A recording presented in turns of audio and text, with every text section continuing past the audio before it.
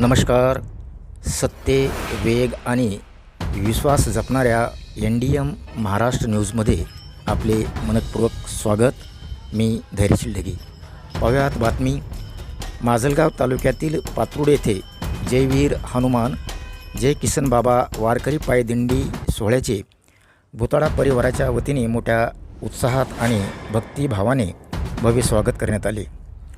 बुलढाणा जिल्ह्यातील लोणार येथून श्री क्षेत्र पंढरपूरकडे प्रस्थान करत असलेल्या या वारकरी दिंडीचे स्वागत घनश्यामदादा भुतडा आणि राधेश्यामजी भुतडा यांच्या पुढाकाराने करण्यात आले. यावेळी वारकऱ्यांसाठी महाप्रसादाचे भव्य आयोजन करण्यात आले होते.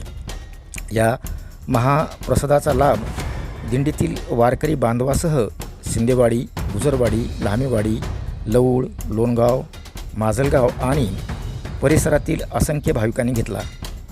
वैकुंठवासी किसनबाबा वाघाळेकर यांच्या प्रेरणेने सुरू झालेल्या या दिंडीला 29वे वर्ष पूर्ण होत आहे.